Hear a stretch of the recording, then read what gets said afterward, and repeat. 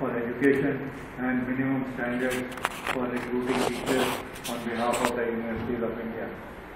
So this is a very good job that they do, but in today's competitive world, this is not full push the universities of India amongst the best universities of the world.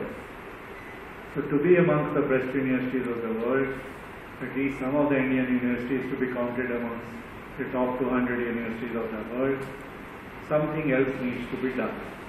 And that is what is supposed to be done via the commemoration of Diamond Jubilee of UGC.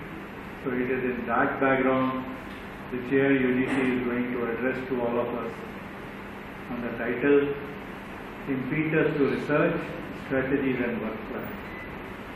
So some strategy, some work plan has to be there. So that at least 20, 30, 40 universities of India, at least one every state, can be incentivized to become a research university for a given state. So something additional has to be done other than just releasing the grants at the time of implementation of